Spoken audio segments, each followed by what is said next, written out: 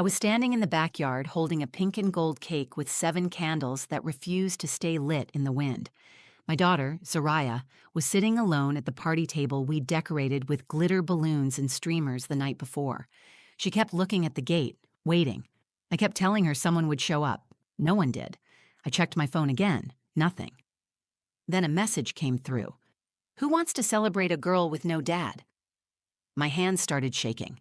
I couldn't show her that. I forced a smile and brought the cake over. She clapped quietly, just for herself. I lit the candles anyway. She looked up at me and whispered, "It's okay, Mama." Maybe they just forgot. I nodded, trying to keep my voice from breaking. "Make a wish, baby." Before she could blow out the candles, we heard it. A low rumble, then louder, the sound of engines, lots of them, coming from the street. Zariah jumped up so fast her chair fell over. She grabbed my hand, eyes wide, and said, "Mom, that's my letter. That's Daddy's friends." I didn't understand what she meant. Not yet. Then I saw them. A parade of motorcycles rolling toward our house. Big, loud, beautiful bikes, all of them slowing down in front of our yard. And that's when I realized my little girl hadn't given up. She had invited hope, and it showed up wearing leather jackets. My name is Ayla, and if you asked me to describe the past 2 years of my life in one word, I'd say trying. Not just hard, not just painful, but a constant daily effort to show up for my daughter when every fiber of me wanted to stay curled up in bed. I wasn't always like this. Before everything changed, life was louder, lighter. My husband Micah was the kind of man who brought life into every room he entered. He was a soldier, a proud veteran, and part of a motorcycle club made up of fellow servicemen. He rode with pride, served with honor, and came home every night with grease on his hands and our daughter in his arms. Then one night, he didn't come home. Micah was killed while deployed overseas. It was supposed to be a short-term mission, the kind that doesn't make headlines, but a roadside bomb doesn't care about anyone's plans. I got the call just after dinner, while Zariah was brushing her teeth in the other room. That night, the sound of her tiny voice calling Mama from the bathroom shattered me. I had to walk in and pretend I wasn't falling apart. Since then, it's been the two of us, me and Zariah. She's 7 now. A soft-spoken, bright-eyed girl with her daddy's curiosity and his habit of fixing broken things, even if they weren't hers to fix. She talks about him all the time. At first, I thought it would fade. I thought kids forget or maybe learn to let go, but she hasn't. She keeps his photo in her backpack. She prays to him, and she still calls him Daddy, like he's going to walk through the door one day. This year, she wanted a birthday party, a real one. The last 2 birthdays were quiet, just the two of us, cake at the kitchen table, maybe a movie if I could keep myself together. But this time, she wanted balloons. She wanted a theme. Rainbows and motorcycles, she told me, because Daddy liked both. I didn't have the heart to say no, so we planned it. I helped her make handmade invitations with glitter and stickers. We passed them out to kids in her class. She even asked the neighbors. She decorated the backyard with crayon drawings of her and Micah riding a bike through the sky. She told me, if I have a big party, maybe people will come and remember him with me. I didn't say what I was thinking, that the world doesn't always show up for kids like mine, that sometimes people pull away because grief makes them uncomfortable, that some people in this town had already started whispering behind our backs. Still, I wanted her to believe. I wanted to give her one good day. I bought the cake from her favorite bakery. I filled the yard with streamers and bright-colored chairs. I borrowed a Bluetooth speaker and made a playlist of the songs Micah used to sing in the kitchen, off-key and loud, while Zariah giggled and danced on his feet. That morning, she woke up early. She put on the sparkly dress her grandmother sent her last Christmas. She brushed her own hair. She even helped me carry the cupcakes outside. She kept looking at the driveway and asking, "How many people do you think will come, Mama?" I smiled and told her, all the good ones. But as the hours passed, her excitement turned to confusion, then to silence. She sat at the party table, tiny legs dangling off the chair, staring at the unopened gift bags. I tried to distract her. I played music. I cut the cake early. I told her maybe they got lost or maybe their parents forgot. She didn't cry. She just nodded and whispered, "It's okay. I still had fun with you." That broke me more than anything. because I knew she was lying. And then, just when I thought the worst had happened, my phone buzzed. A text from another mother, someone I'd known casually at school drop off. It read, "Who wants to celebrate a girl with no dad?" My breath caught. I wanted to scream, to throw the phone across the yard. But I looked at Zariah, who was still sitting so patiently, still watching the gate, still hoping. And I knew I couldn't show her that message. I had to be stronger than I felt. So I picked up the cake. I carried it over with shaking hands. And I lit the candles with the last shred of joy I could fake. Because that's what mothers do. We smile when it hurts. We stand tall when our knees want to buckle. We protect our children from the world, even when the world is cruel. And I had no idea what was coming next. I stood next to her as she blew out the candles. Her wish was quiet, and I didn't ask what it was. I didn't have to. I knew. She wished for someone to show up, for her daddy, for people, for something that didn't feel like being left behind again. The backyard was silent. No laughter, no footsteps running through the grass, just the faint hum of the playlist, looping Micah's favorite old country songs. I kept smiling for her, even as I felt something inside me shrinking. Zariah cut the first slice herself. She placed it on a paper plate with hearts drawn on it. She handed it to me like it was a gift, and she said, "You get the first piece, Mama, because you stayed." I almost lost it, but I nodded and thanked her like it was just any other day, like I wasn't holding back tears that wanted to fall for every empty chair around that table. She sat quietly, her party crown slipping to one side. Her small fingers fidgeted with the ends of her dress. Every few minutes, she glanced at the gate again. I kept checking my phone. Still no one. No messages, no apologies, no change. I sent a quick text to two of the parents who had said they might come. Just something light. "Hey, just checking in. Zariah keeps asking if you guys are on the way." I added a smiley face at the end to cover the sting in my voice. Only one person replied. It was one sentence. "Honestly, who wants to celebrate a girl with no dad?" I read it twice. My eyes stung.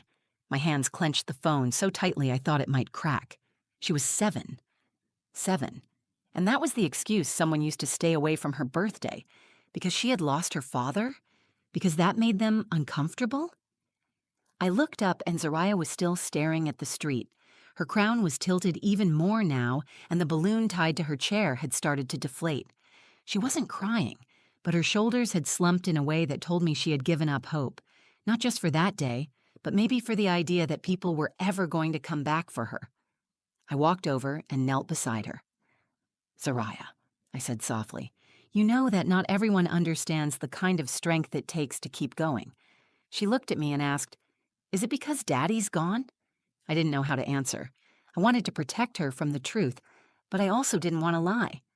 "Some people don't know how to handle brave kids," I said.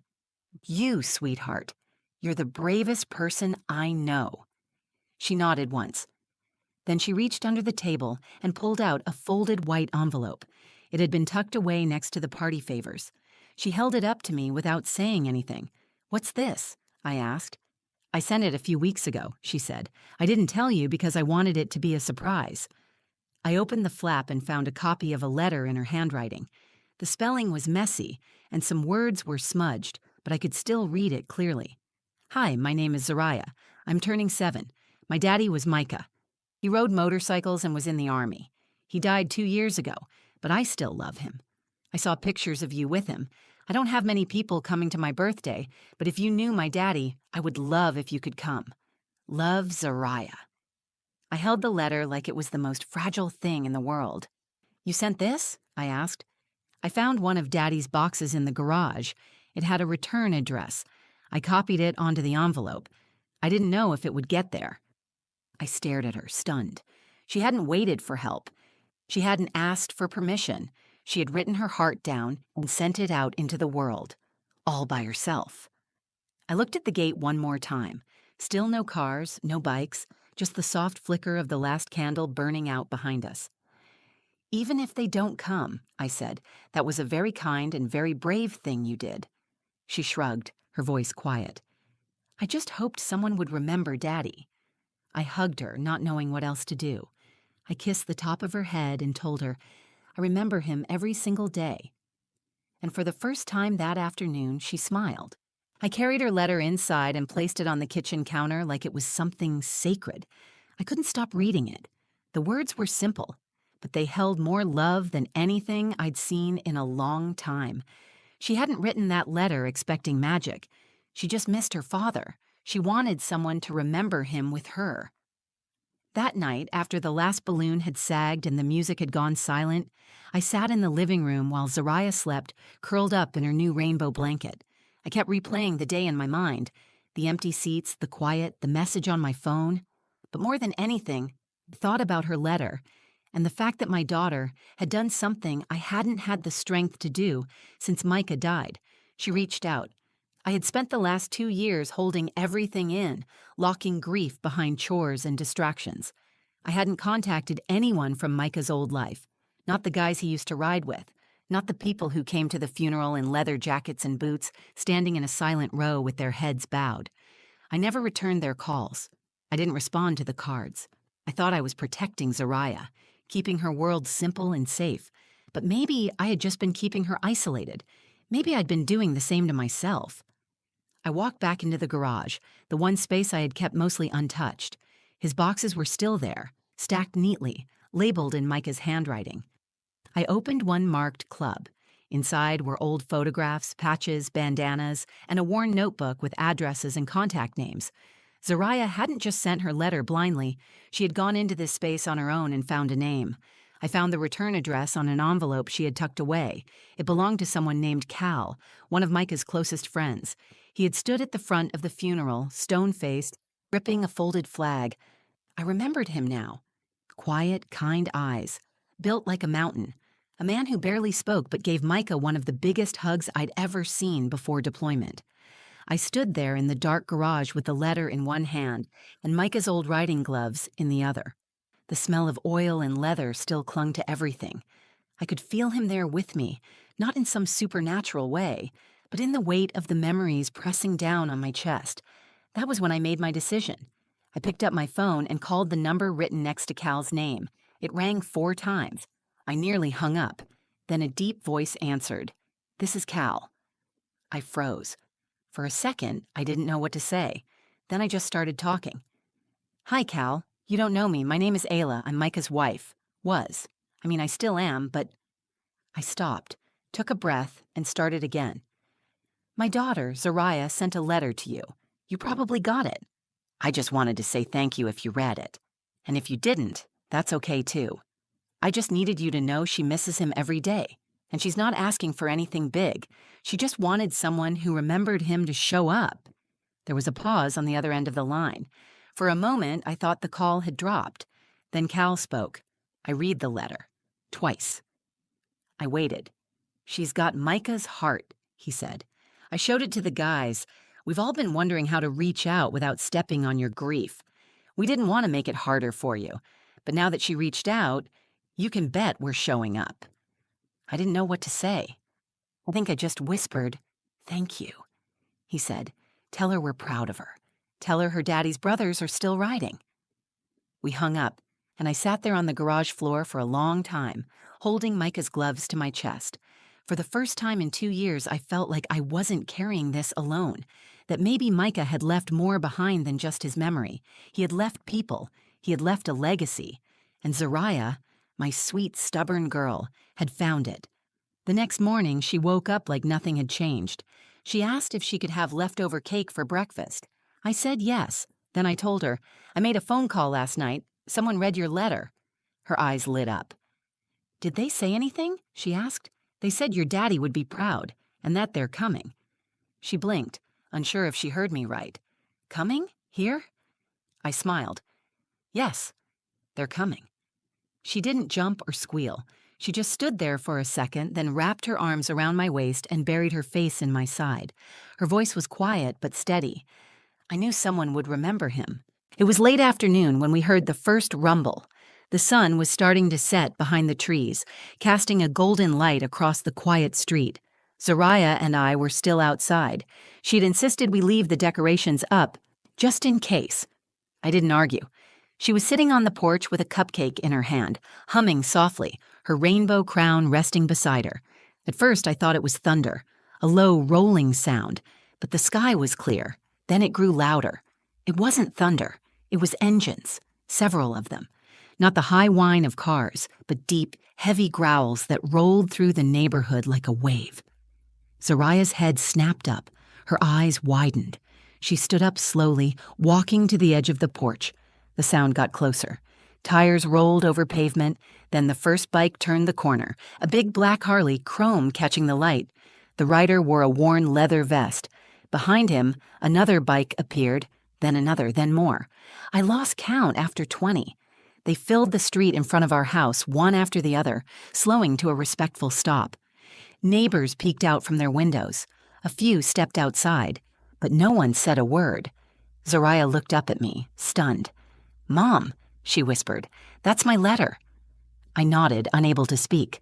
The first rider dismounted and took off his helmet. It was Cal. He looked exactly like I remembered from the funeral, taller than I thought, quiet strength in his eyes. He walked toward us, then knelt down in front of Zariah. "You must be Micah's girl," he said gently. Zariah nodded, eyes fixed on him. Cal reached into his vest and pulled out a small patch. It was shaped like a shield with Micah's initials embroidered in gold thread. Above them, the words, "Micah's Legacy." He handed it to her. "Your daddy was one of the best men I ever knew. We rode with him. We fought beside him. When we got your letter, we knew we had to be here." Zariah looked down at the patch, then back at him. Her voice was small. "Did you really know him?" Cal smiled. "We didn't just know him. We loved him, and he loved you. He talked about you all the time, said you were the best thing he ever did." Behind him, the other riders were unpacking things. One of them rolled out a cooler full of soda and juice boxes. Another brought a stack of wrapped presents. A woman in biker boots set up a folding table with cupcakes and cookies decorated with motorcycle symbols and stars. And then someone brought out a surprise no one saw coming, a tiny beagle puppy with a red ribbon around its neck. Zariah gasped. "This little guy's name is Buddy," the rider said. "Micah once said he wanted to get you a dog. We figured it was about time." Zariah dropped to her knees, wrapping her arms around the puppy. She didn't say anything for a while, just held him close, eyes shut, as if she was afraid the moment would disappear if she moved too fast. I stood behind her, completely overwhelmed. I hadn't cried when no one showed up. I hadn't cried when I read that awful text message, but I cried now. One by one, the bikers came up to Zariah. They introduced themselves, shared stories about her dad, and handed her small gifts, books, patches, even a tiny leather jacket someone had custom made for her. She was glowing, not in the loud, over-the-top way most kids get at parties. She wasn't bouncing around or shouting, but she was standing straighter. Her eyes were brighter, and her smile never left her face. We lit the candles again, this time with a crowd around her, and they all sang. Grown men with beards and tattoos, some with missing teeth or weathered hands, sang happy birthday with voices that cracked and boomed and trembled. Zariah looked up at me once during the song, just one quick glance, but it held everything. Gratitude, relief, joy, hope. When the song ended, Cal raised a soda can and said, "To Micah, to Zariah, and to never letting family be forgotten." They all raised their cans. To family. In that moment, it no longer mattered that the yard had been empty hours earlier. It didn't matter that the cupcakes had started to melt, or that some of the decorations had fallen in the wind. Zariah's birthday had become something unforgettable, because love had shown up. Not in the way we expected, but in the way we needed. And it came on 2 wheels, wearing leather, carrying memories. That night, long after the engines had gone quiet and the sun had disappeared behind the trees, I stood in the kitchen washing dishes while Zariah sat on the floor in her pajamas, cradling her new puppy in her lap. She'd named him Buddy, just like they suggested. He had already fallen asleep in her arms. She looked up at me and said, "That was the best day I've ever had." I stopped drying the plate in my hands. I just looked at her. Her hair was messy. Her cheeks were still stained with a little frosting. But she was glowing in a way I hadn't seen since before Micah died. She didn't look like a girl trying to be okay anymore. She looked like a kid who had been reminded she wasn't alone. I knelt beside her and kissed her forehead. "You made that happen," I said. You believed someone would come. You believed Daddy's friends still remembered. She rested her cheek against the puppy's back and whispered, "I think Daddy knew." I nodded. I think he did too. After she went to bed, I sat down with my phone and scrolled through the photos I had taken during the party. Zariah surrounded by bikers, all laughing. Cal lifting her up onto one of the bikes, her holding the patch in her hand like it was made of gold. I posted one photo, Zariah smiling with Buddy in her arms, standing in front of the motorcycles lined up along our street. I didn't add a caption. I didn't need to. The image spoke louder than any words I could write. Within an hour, it started to spread. Friends shared it. Strangers commented. Parents from the school messaged me apologies. Some admitted they had no idea what we were going through. Others confessed they hadn't known how to explain loss to their kids and had avoided the party out of discomfort or guilt. I didn't respond to all of them, but I read every message. I wasn't angry. Not anymore. What happened in the beginning of that day hurt. But what happened at the end changed everything. Micah's friends didn't just show up for Zariah. They reminded me that grief doesn't have to be quiet. It doesn't have to live in the shadows of people's discomfort. There is strength in reaching out. There is power in asking to be remembered. For 2 years, I had tried to carry everything alone. I thought that was what strength looked like. I thought protecting Zariah meant keeping the past sealed off. But she had more wisdom in her 7-year-old heart than I gave her credit for. She didn't need me to shut the world out. She needed me to help her bring it back in. Micah's death didn't erase him. It didn't end the love people had for him.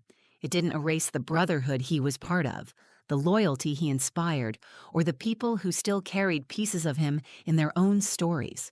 And now, that love belonged to Zariah too. She wasn't a girl with no one. She was the daughter of a man who left a legacy strong enough to shake the ground 2 years after he was gone. In the days that followed, the bikers came back. Not as a surprise this time, but by choice. They brought tools and helped fix our fence. They took Zariah out for ice cream. They taught her how to polish chrome and let her wear a miniature helmet someone had custom made. She started calling Cal Uncle Cal without anyone suggesting it. No one corrected her. The house felt full again. Not the same kind of full as before, but a different kind. A new chapter. When I asked Zariah what she learned from all of it, she thought for a second and said, "Sometimes, if you miss someone, it's okay to say it out loud, because maybe someone else misses them too." I keep her letter in a frame on the mantle now, right next to Micah's photo. It reminds me that sometimes the smallest voices carry the biggest hope, that love doesn't disappear, it just waits for the right moment to show itself again. If you're watching this and you're carrying your grief in silence, I want you to hear this clearly. Love can still find you, even when the chairs are empty, even when people disappoint you. There are still those who will ride in when you need them most. My daughter wrote a letter, and it brought her family back, and in the process, it brought me back too. Thank you for being here. If this story touched you, if it reminded you of someone you've loved or lost, or if it gave you even a little hope, please take a moment to like the video. It helps more than you know. Share it with someone who might need it today, someone who's carrying something heavy, someone who might be waiting for a sign that they're not alone. And if you have a story of your own about love, loss, or a moment when someone showed up just when you needed them, drop it in the comments. I read everyone, and so do others who come here looking for connection. Don't forget to subscribe to the channel if you want more real stories that speak to the heart. Until next time, take care of each other. And remember, sometimes love arrives in the most unexpected ways.